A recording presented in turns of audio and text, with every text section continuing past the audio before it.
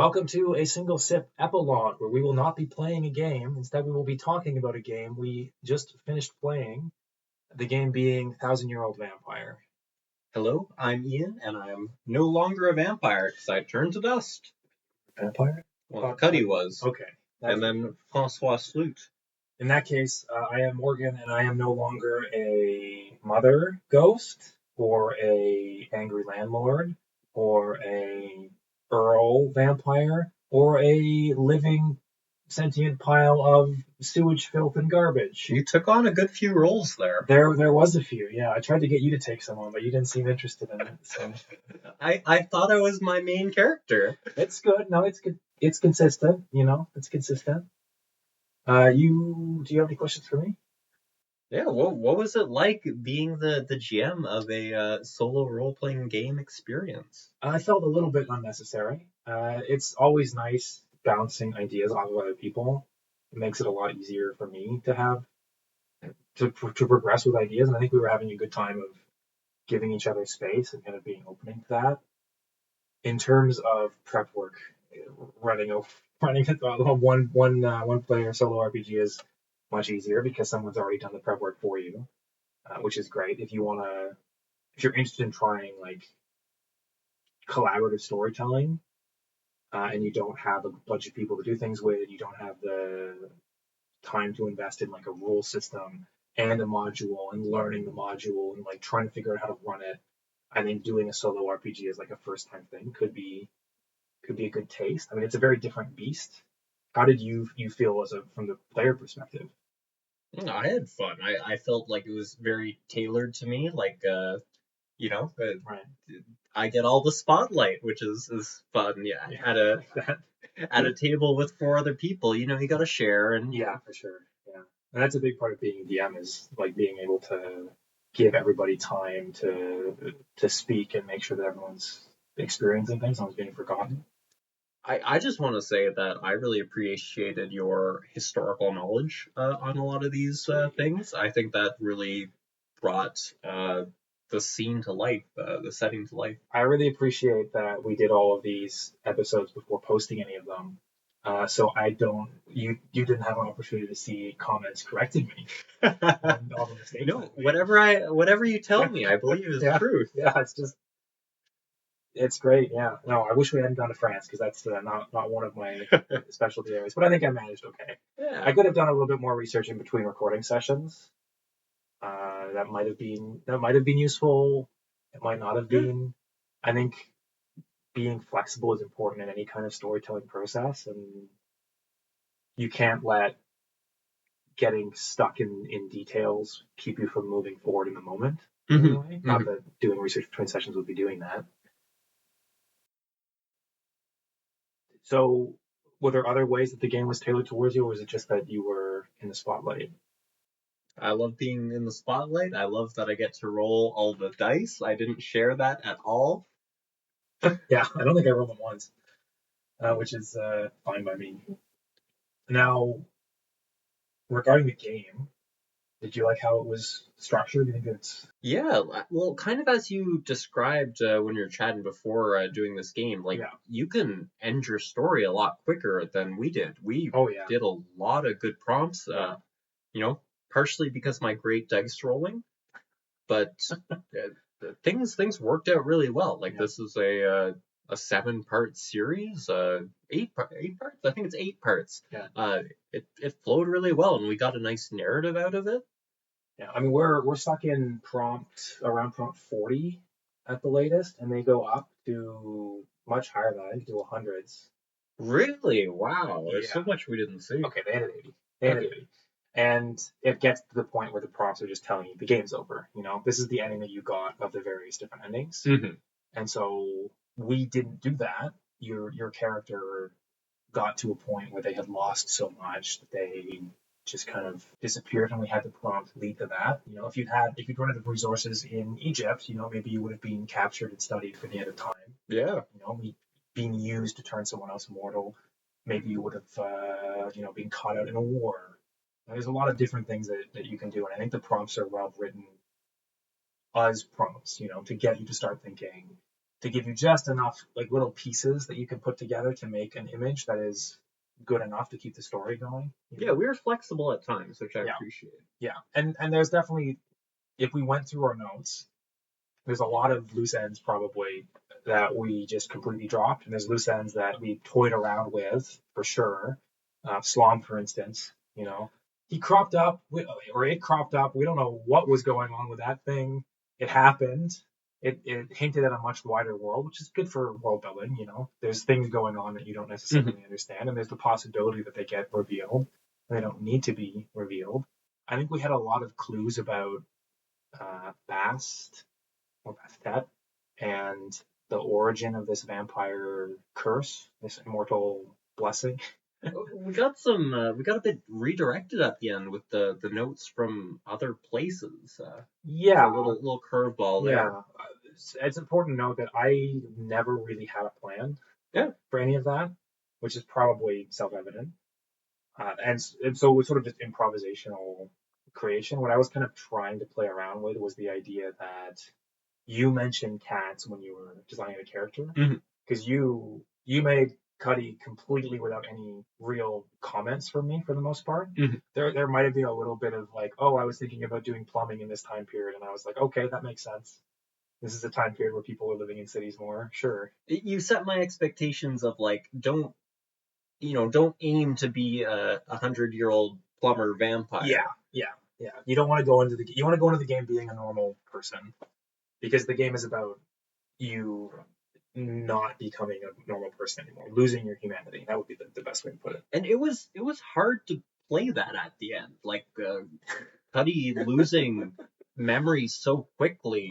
As everything just fell apart. Like I felt very broken, not sure how to connect with him anymore. Yeah, you had a lot of pieces missing that kept you from having any kind of community. Yeah. Not having any, even just things that you could do. Like you had no skills for the last 30 years of your life. Right. Years of your own life. Anyway, circling back to the Bast thing, you'd mentioned cats, and the idea really came to me when we were looking for something for you to find in the 1800s in the harbor, because you kind of told me, I want to find something. I need a piece here. And so I was thinking, well, what's going on right now in the world that has to do with cats? And well, Napoleon invaded Egypt, sparked the Egyptology craze, and there's a cat or lion deity that I vaguely know of. And so maybe we'll use that. And it's good that I picked like a canoptic jar, because that's related to immortality of a sort. The immortality of the soul in the afterlife, kind of, and how mummification preserves the body. And so that kind of rolled into this thing that maybe this cat creature is a mummy that was made and escaped, which is kind of what I was trying to hint at with the notes that you found. This report of thieves breaking into a place, finding some creature in there while they were trying to rob the place, and getting attacked and running in 100 BC, 50 BC. That was that kind of hint that maybe this person you had found was, someone who would be mummified in this secret ritual, and had been given life in some way, whether through a curse from the gods, or because they were part of some cult that had this magical knowledge that was secret only to them. I didn't put those pieces together, but I like it. That's why you got to watch the epilogue, so you can have these revelations. Yeah. Do you have any other questions, ideas? Do you have any other revelations for other plots that didn't happen that you had ideas for? Well, I think I was pretty clear that I wanted Francois Leblanc to be trying to preserve his life. Yeah. He was an older man by the time he found you again, and he was desperately trying to figure out like what made you or made Cuddy immortal, so that he could kind of take that on as well. And That really changes the view of the monster hunter. Like I saw them as coming to extinguish me, but they're more trying to learn from me. Well, yes and no. I think you have to keep in mind the time frame, because for your character, and for you as a player especially, these things happen very quickly, right? You were in Nice, and then you fled to Paris, and then you went on this expedition, and then you were caught by them. You know, it's like 3 or 4 prompts for you, which is 5 minutes of gameplay, and 10 minutes of gameplay. But we were moving forward, because what happened in Paris, you found a kid, and you waited for that kid to become a 50-year-old like man, 55-year-old man, right? And so by the time these people have been hunting for you for decades, right? And that's really hard to do. It's hard to devote your life to something and, you know, turn up scraps. You know, not even find you in Paris, find you by chance in Egypt, right? Yeah.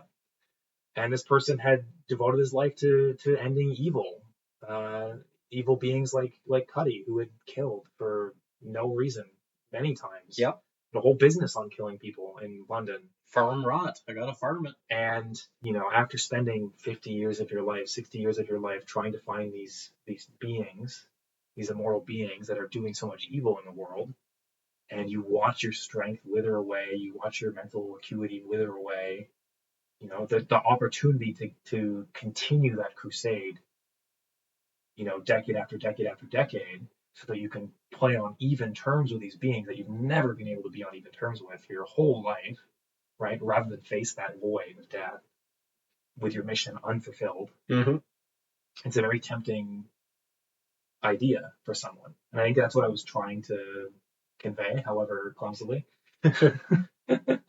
And we didn't get more time with the character, which would have given me more opportunities to kind of suggest that stuff and maybe push your interpretations or have my own interpretations depending on what way we went with those prompts. There was that prompt about the living character coming back after a long time and like how they didn't die. If we had gotten that in a bit of a different order, later on, I think that could have made a lot of sense. Could have made a lot more sense. Yeah, definitely like leaving Francois Leblanc in Egypt and then immediately running into Francois Leblanc again after going back to England.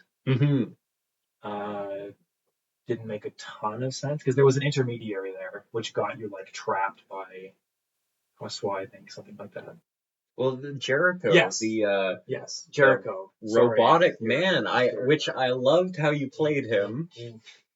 I've been watching a lot of Next Gen. Okay, I got a lot of data in my brain that I can pull on for the mechanical man. Yeah, that was an interesting one. I really didn't know what to do with him. I wasn't expecting any characters from that cult to ever come back. That was one thread that I thought would be neatly cut at some point. And I'm glad that it didn't. I think I'm glad that it didn't because it was, you know, you had an effect on their life. The relationship you had with them was very interesting. I think because it showed a moment where your character gave up their self-respect so many times. Yeah. It's another example of your character, you know, doing things just to get by in the moment, which was really... It happened a lot. There wasn't a lot of forward thinking that came from the prompts, which... You had some. Like, Cuddy built up empires occasionally. Yeah. And then they would get torn down by something. Like, you built up your night soil business, admittedly under the thumb of... And you built up very briefly, you built up your art business. Yeah, that's true. I think you had something in Paris that we kind of forgot as well, but maybe not. Well, in Nice was the art dealings, yeah. So I don't think we had too much in Paris. Yeah, okay. I don't know. There was a weird path to it. There was me kind of Cuddy kind of losing himself, becoming this thing in the night, and then becoming more of a businessman, doing the farm run, trying to get money. Like suddenly he was interested in money. Yeah. Was he? Or maybe it was just Slom's thumb. Yeah, Slom pushing him in a direction. So kind of shifting in and out of that humanity. We didn't do as much with your mom as I think I would have liked to have done. I think in a slower paced story and one where I'd spent more time intentionally thinking about things, it would have been I think I would have used her more as a way of directing. If we were doing a more conventional game, for instance, where I was trying to put up plot hooks and direct your character towards a specific narrative, or one of a number of narratives, having that character over your shoulder lecturing you, I think would be a very useful way of directing action, either towards or away from topics. It would depend on the kind of relationship you develop with her, you know? Because if you develop a relationship where she's like telling you what to do all the time and you always do the opposite, I can use that. Yeah. By telling you to do something that I don't want you to do, and then watching you do the opposite. And at the same time, I can give clues to things or hints to things, or give you my opinion on ideas, or not my opinion, but her opinion on ideas. Yeah. But there wasn't that kind of fixture to her. She just came and went, really. Well, I think she was there. I think I just didn't know how to fit her into scenes that much.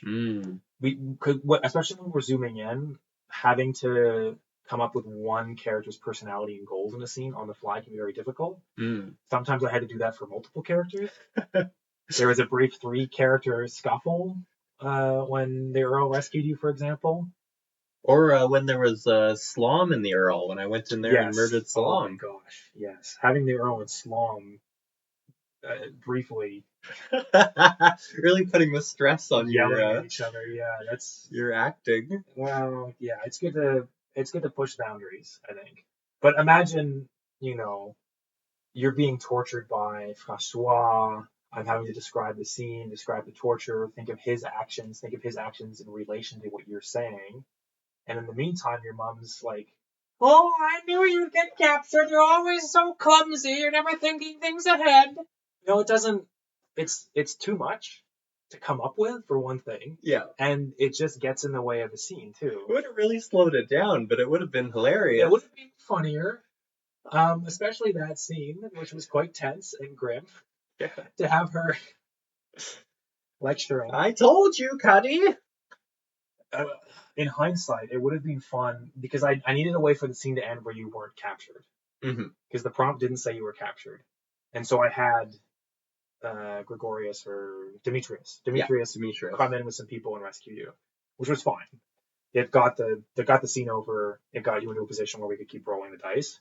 It would have been interesting to have her show up, I think, maybe in the night after, when it quieted down and you had time to think and be introspective, and have her lecturing you and having a conversation with her, and then her relenting and telling you, this rope is loose. This rope on your arm is loose. You could get out. Something like that? Yeah.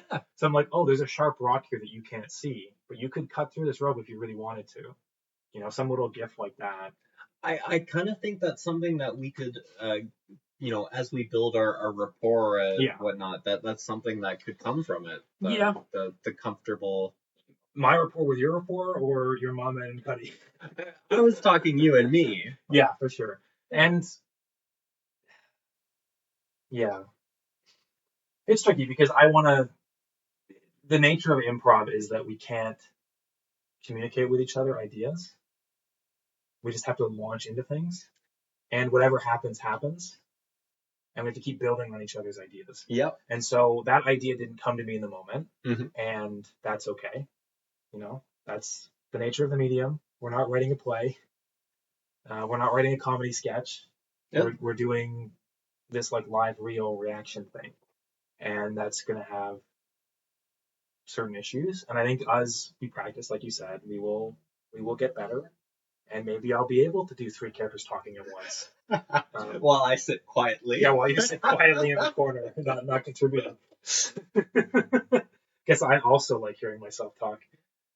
Kind of on this page. My favorite scene, I think, was in the first episode with Boris. Boris pounding on that door. My least favorite scene, because we had to record it 20 times. Oh man, the mic was not working. Masturbation joke so many friggin' times. I hope it doesn't come through in the video. Well, the problem was I was yelling. I was yelling and banging, and it was too loud. Yeah, it was too loud. It was too much fun I was having. What did I like? I mean, that was funny the first time I did it. That was pretty funny. I think Slom, the magic of Slom working out was very special to me because that was a character that I felt was ridiculous and was going to strain belief, which it did. Yeah, it did. But getting your night soil business working was really cool. That turning into this you like tracking down and hunting milkmen. That's how it went. You started just like hunting milkmen in the street, maybe trying to like get some self-respect after being bossed around by this guy. You just needed to feel powerful, feel in control of something. And that unfortunately was another human being's life. And maybe you didn't even have any deep psychological impacts because you were killing people for no reason. Let's be honest. And forgetting about it. Yeah. Yeah, there's a few in there. Your mom, maybe? Did you kill your mom? I don't think so. I think I left her to... Oh, yeah, you left her with uncle. Left her to poverty because he threw her out. Yes. We really got to go through the notes sometime. Well, maybe we don't. I really liked how it all kind of played together. And you sort of were like on top of the world after being like nothing for so long. Being this cryptid wandering the streets of London, eating garbage, being hunted. I thought like at any moment that could become worse. If we got the right prompts, you could get in a very bad situation like we saw in the last few episodes.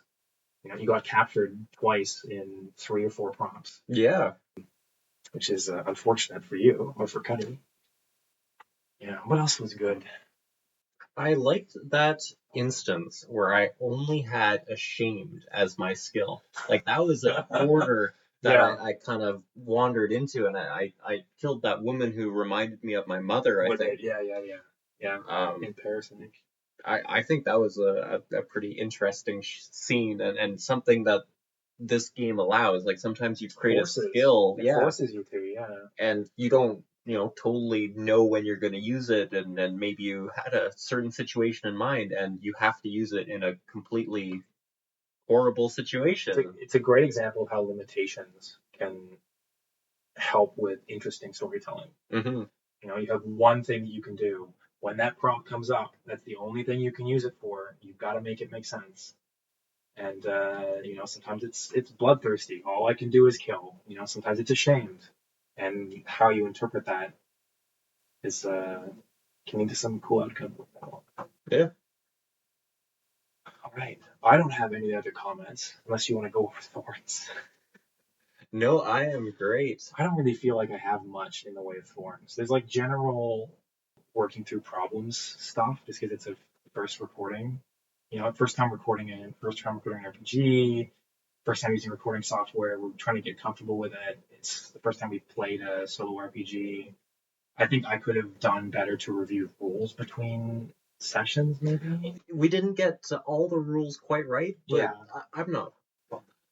Yeah, I mean, the number one rules have fun, and I think we had fun every session. I hope everyone else did too.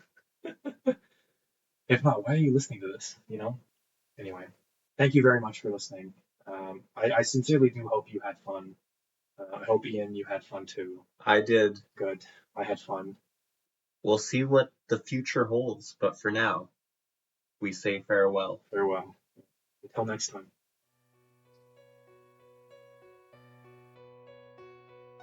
Thank you for listening to A Single Sip, an actual play podcast of a 1,000-year-old vampire.